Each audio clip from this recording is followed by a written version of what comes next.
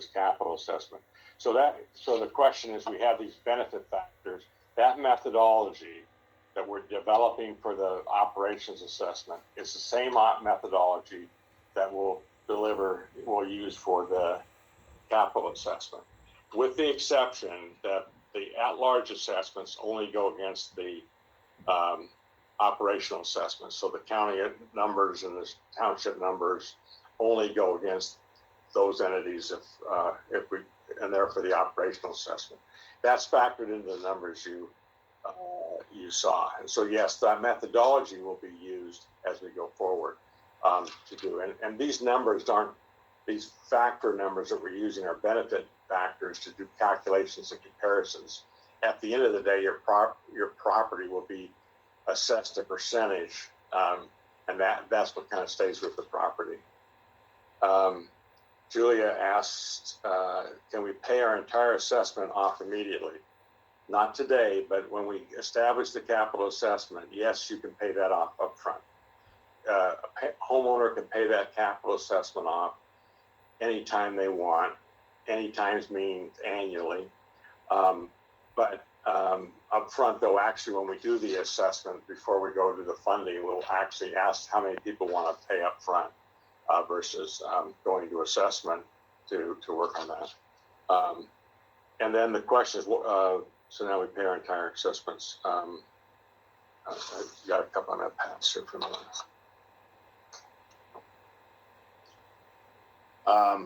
So let me see if I'll come back to this. So is there any change to the people of the counties to help pay the costs? So the people of the counties do not get so the question here is on the assessment district, do the people of the counties get charged? And the answer is that no special assessment payment against citizens that aren't in the structure. What is an at-large assessment is going against the general funds of the county. So the county has to basically prioritize this cost with the other costs they have in the county. But there's no assessment that goes out to everybody. Our argument, if you look at the economic value that it brings the county, it's something that they can manage. And the same thing is with the township. It doesn't go as an assessment to the individuals that aren't in a special assessment district, but there is a general accounting fund that is addressed. Same way with there's funds that are state that can be assessed, land, and that is assessed to do.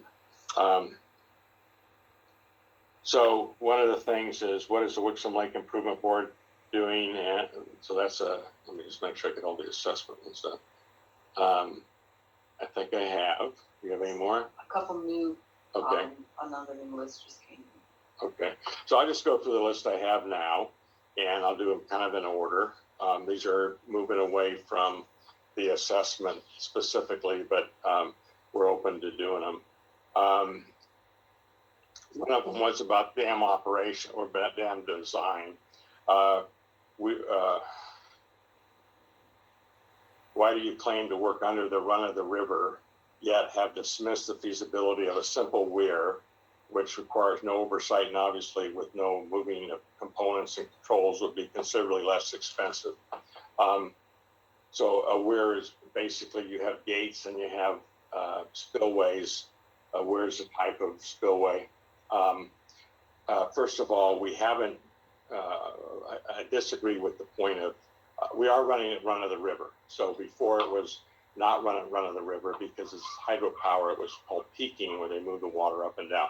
Our water flow, as we said in the last presentation, will be managed with the lake level staying level and run of the river.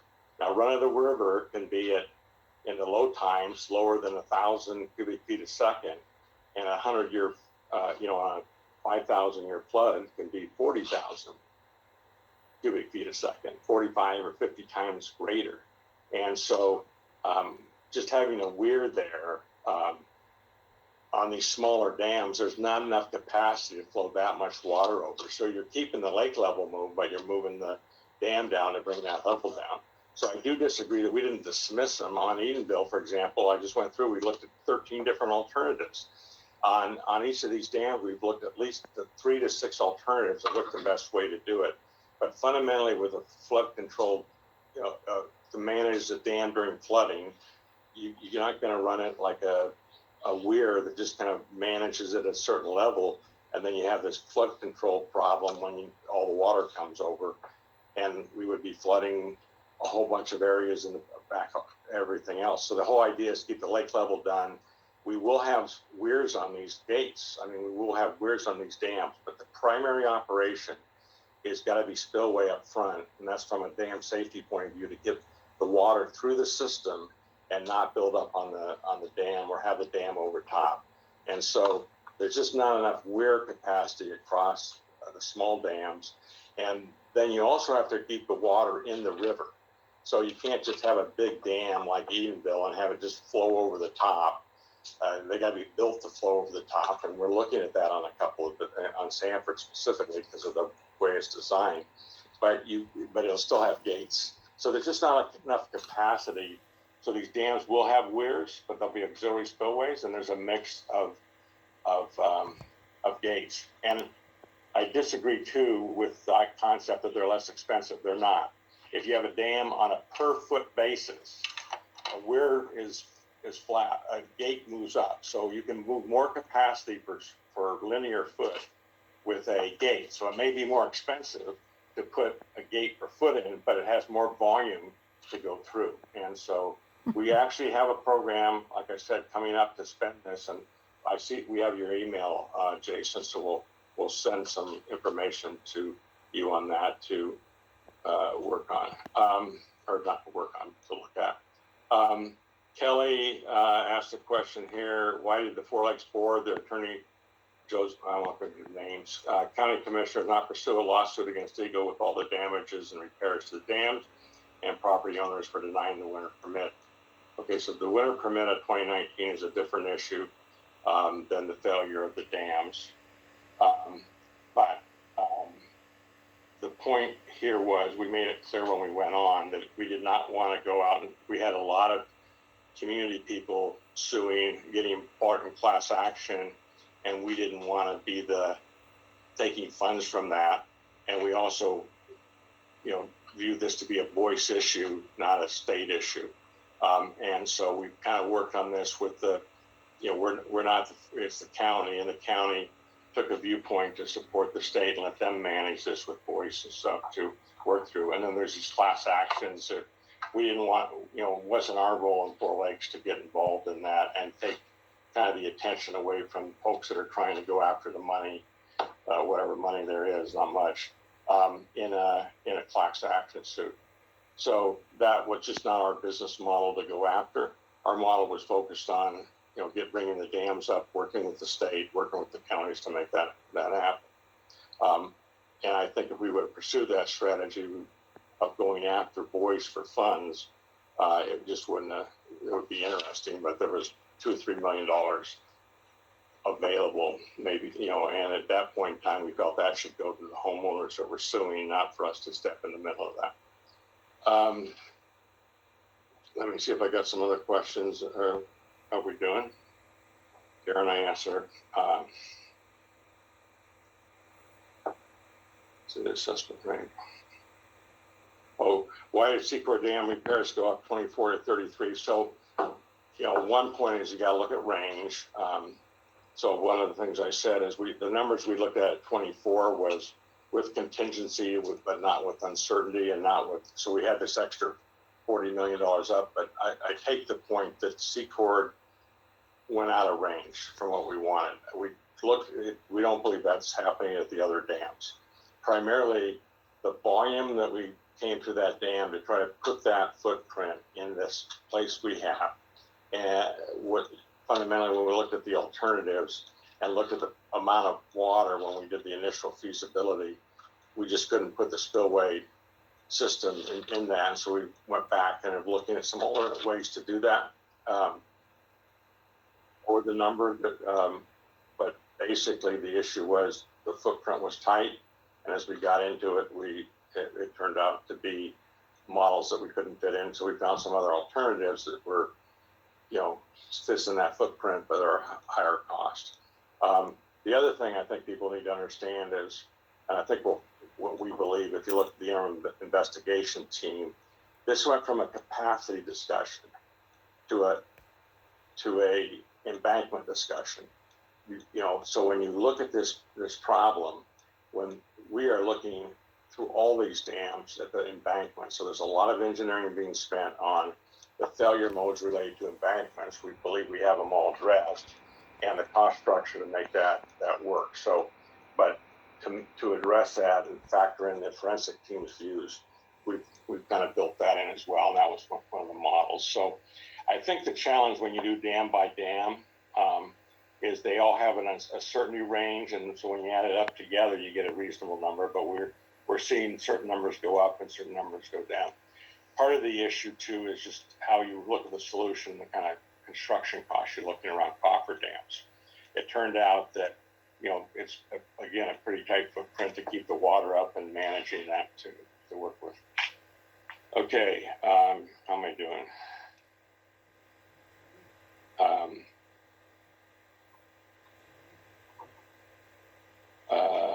Who will be held accountable if there's any? So there's a couple questions here about one is insurance on these dams. So you're not going to be able to put $1 billion insurance policy in place. The state doesn't even insure embankments, or there's not even a structure for that. And so the key thing is we have to operate them well, manage them well, and that's kind of the structure.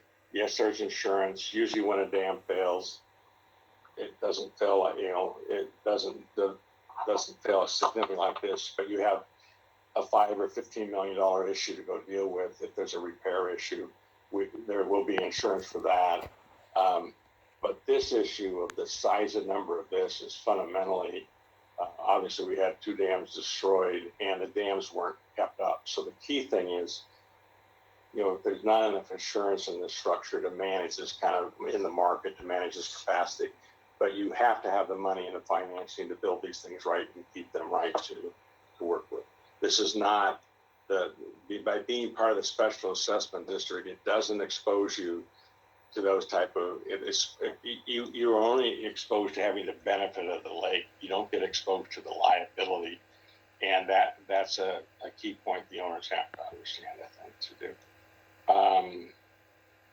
And somebody asked about weed control. It is a lake improvement process. So as we go forward, they asked, what is the Wixom Lake Improvement Board doing? We are working with them because it is a lake plan, and lake improvement is really a function of lake improvement boards and the townships. And we're working with them to develop the right plans long-term to develop the lake plans that will be needed, but we're also kind of working with them on weed control and management. And some, for example, I've seen a lot of work by some of the townships already, and there's a lot of projects going on. So all the improvement boards and all the township are engaged looking at the problem, and we welcome people getting involved and driving through that. I think I got most of them. Did I get on? Did you see meeting questions number 3? Number 3 I missed. No, I think it's a third email. Huh? A third email, I think. Subject Oh, line wait a minute, I got another. Give me my next round of that. And there's one called meeting questions number 4. Oh, thanks, folks. Okay.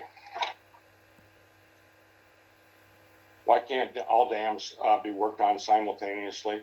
Good question. We are engineering. We engineered the 30% simultaneously.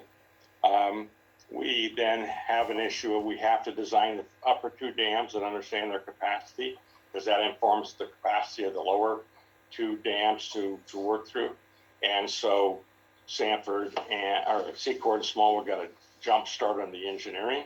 The engineering a lot larger on Edenville and stuff to work on. So the dams have been worked on simultaneously. No dams got priority, but there's a system you have to do to work. And we had to start at the northern level and work down to the southern levels to get the design done. We were able to do the first level pass to get the estimates and get the strategy. And then we had to do the studies and stuff to work through. And then to my point is, in some ways, the dams are, even when we get into construction, we're trying to design so once we have the spill gates defined, example, or simple things like the generators or whatever, we are able to repeat those designs, or at least establish standards across the 4 dams. So we basically, the 2 northern dams had a jump start. One is because they weren't completely they were lowered, but they still had a structure in them. And second of all, they had to be done first in terms of the design and establishing an agreement on the flow rates that are going to flow through them, so we can build and design around the other dams.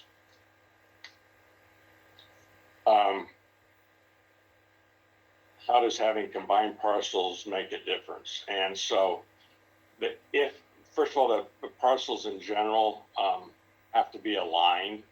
And so what some people have is, if you look at the frontage isn't, these aren't linear or benefits. So if you have an owner that has 2 or 3 properties, you have 1 developed and 3 not, having it as 1 parcel may lower your assessment because the frontage has a adjustment to it. It's not this, the bigger the frontage, the last footage is lower. So if you have multiple lakes and multiple lake properties and you combine them, did I do that okay, Ron? I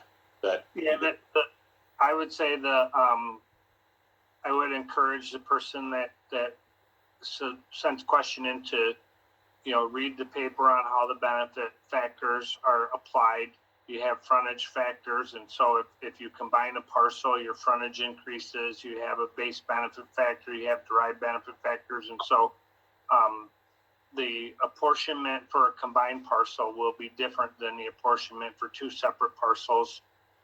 And it varies based on each landowner's individual situation. Yeah. Yeah, that's good way to review it. But I think it's important to get with your community folks to do it. We're not setting those. We look at the parcel, not the combination of them and stuff to do. If we still send donations in, what will these go forward to? Well, first of all, we're still short $50 million. So anybody puts in and wants to do that, we're happy to take it. But also, we're limited by what we can do with the special assessment district, both operational and structure.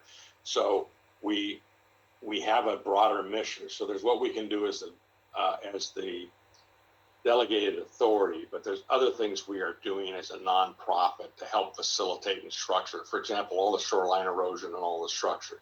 And we've been able to kind of come in and do other programs on trying to, weed management is a good example. We don't have the authority to just spend the state money on that or spend a special assessment district, but we can use that to help transition things to work on. And we have the lake associations we're working with for collecting money, and we're trying to pull with that. But for anything we do from a lawsuit, we're not, we can charge a special assessment district, but those type of things we're trying to work through. And I feel like the real thing is it allows us the ability to build a restoration plan, work with the community. I think the lake owners ultimately need to look at their associations and their townships, and we can keep the lake up from a 4 Lakes task force. But what we need to do is really build that system out so we have a big stewardship program. And so, yeah, donations are always good. It's hard after you get $200 million to convince somebody to give you more, but there's a lot of work. That $200 million, we're trying to keep as much as we can to lower the special assessment district. So anything that we can get beyond that people feel they can give us, helps people that are challenged by these assessment numbers that they at the lower end. Is I think we have about roughly what are the numbers in terms of poverty level in the regions and stuff. It's Just like 12%. like 12% in some of these areas. So some of these people are challenged in our community on paying these assessments. Still, we have empathy for that. We're going to try to find financial help. We've used some of this donation to do that where people are really stressed in some of these recovery programs, and working through that. You can pay off the principal. We said that. How much of the capital assessment is the operational assessment? I'm not sure that question, Dave. They're But separate assessments. Yeah, they're They two. don't have- oh yeah, they're 2 separate assessments. So the operational assessment starts 2021, 2020. this year in the process, but you pay it, it comes in the winter bill, you pay it in, December or next year if you want to. The capital assessment comes later, and that's probably 24 or 2025. The operational assessment is for 3 years and it's fixed, but when we get done with those 3 years, we're going to come back and sync that up and say, now that we know where, not what the program costs, but what the long-term costs of operating the dams are, there'll be an operational assessment. They'll always be separate to work on. What is the possibility of selling electric generating equipment? Yeah, so we do have so that question is scrapping. So when we have this equipment moving over, the equipment is not really in good shape to sell. We have a few things, but most of this stuff we are looking for scrap. There are some maybe unique parts that somebody's looking for. So we do have a program on kind of investment recovery we're looking at, and actually this, how we demo and clean up, making sure we extract the value out of that. What was reasoning was used to determine a canal should not be dredged? No, that's not correct. If you want to dredge a channel, you can do it. It's just not in our business. It's not in our authority to do that.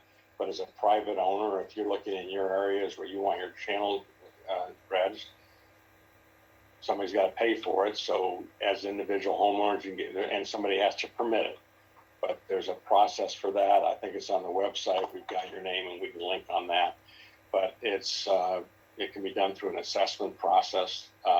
It can be done by homeowners getting together. It still has to be permitted, and I think we have some information on the website we can point you to work with. What grants or funding will be forthcoming from the federal government? Right now, this plan, we've included every grant we have. Now, what we want to do is there's appropriations every year. We need to continue to work with the federal government. We've been pretty successful, as we pointed out in the meeting, to get financial structure, but we didn't factor any hopeful numbers in here. We're just saying, hey, these are the numbers. We're all in, continuing to look for ways to reduce the costs. But we didn't want to, after we've gotten literally over $250 million of grants here. I feel like we can get more, but we're not putting that in the numbers because I want people to kind of have a conservative view of this so we can work through that.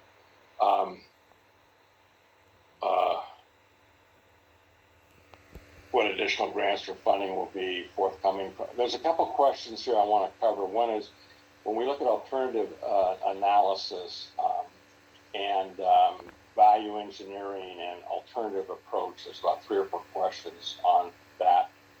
I've made the reference to the C-Corps that we've looked at 2 or 3 alternatives. On Wixom, I think we looked at 8, Ron. The last I looked, there was in different configuration. And Sanford, I think there was 4 or 5, and working through that to do.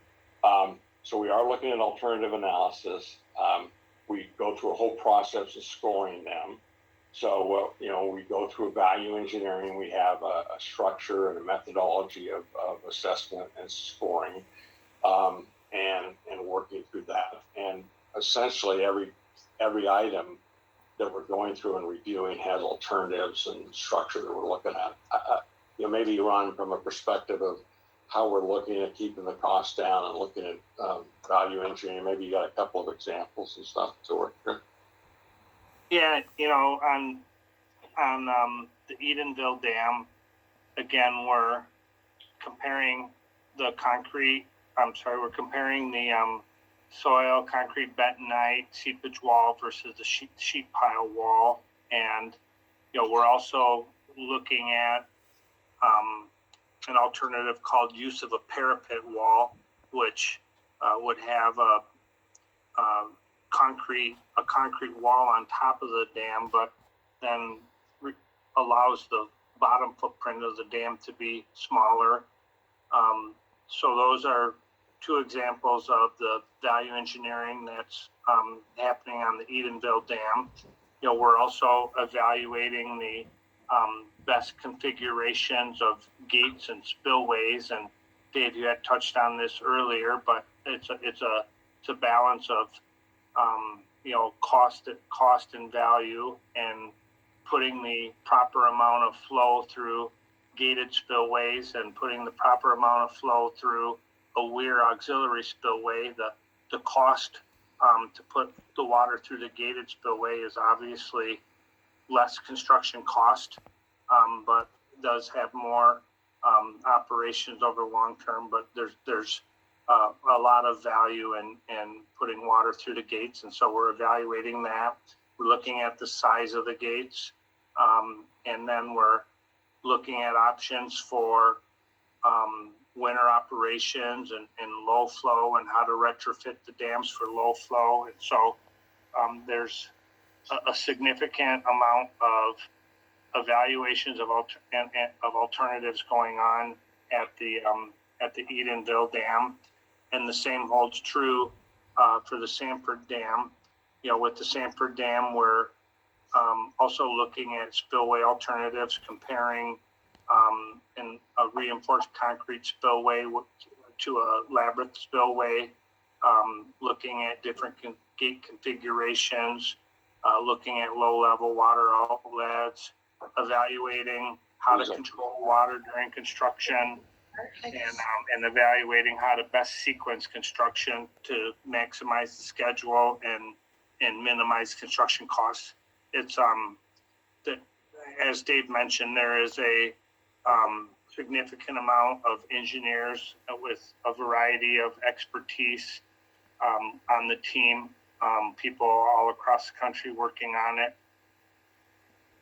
So there's a lot of effort going into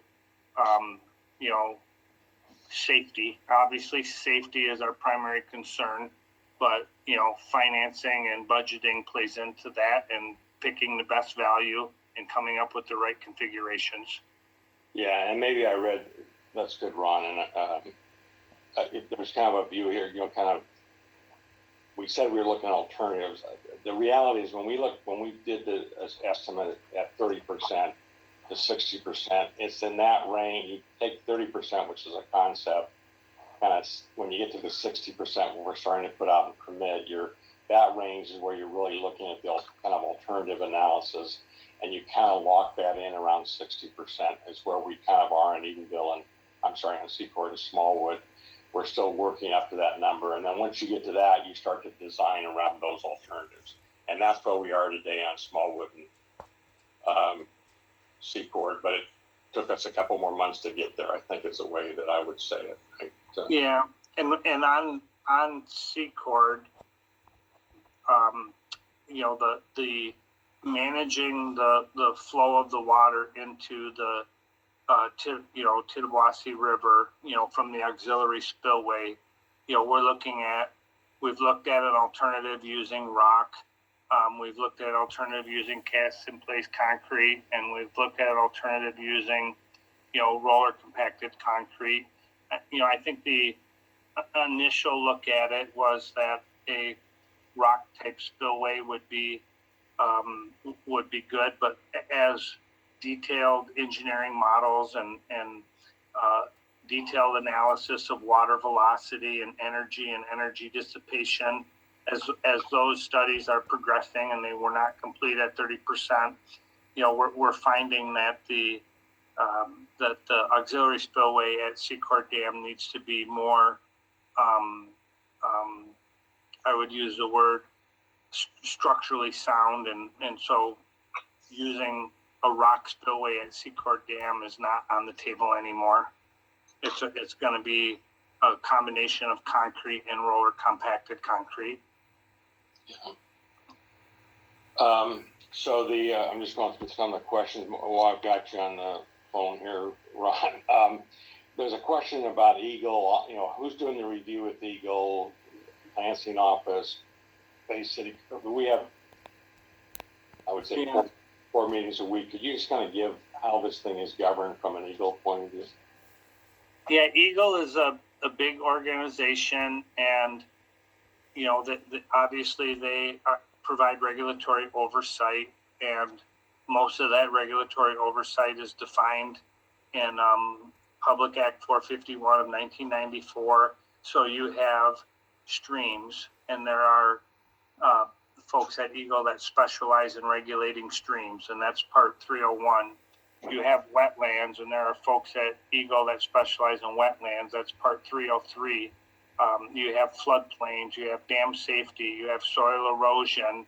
And so, we're working with, multiple people at Eagle to address each and every one of the environmental protection regulations. And at the end, so we are, the team is, coordinating with Eagle. We're working very diligently on the permitting.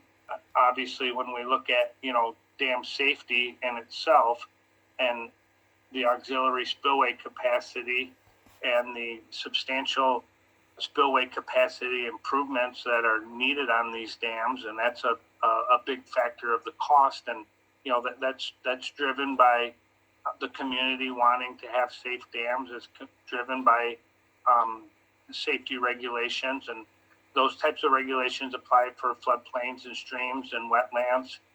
So regular communication with Eagle, going through, reviewing all of the regulations, making sure that we're meeting all of the regulations. And I would say there's a substantial amount of oversight. For each dam, we will have to submit a permit application to Eagle. We've submitted those applications on the upper two dams. Eagle then reviews the applications to make sure that they're administratively complete and in accordance with their laws and rules. Once that determination is made, Eagle will put the permit applications out for public comment, and that they'll go through a public comment period. And then after they go through the public comment period, they'll do an internal review with their team, and that will be reviewed by many folks at Eagle. That's not just one person, and ultimately a decision will be made that the plan submitted is in compliance with environmental regulations. If there are a few things that need to be adjusted, they will require us to make those adjustments, and it'll culminate with the issuance of a permit on a design that meets the statutory requirements. Thanks. Meets or exceeds, I would say, meets or exceeds the statutory requirements. Thanks. There's some questions that are really broad to answer, but what is the bidding approval process for how the money is spent? The approval process is the special assessment district process that goes through and price it in. The bidding process follows the Part 307 rules and follows, selected contractor model.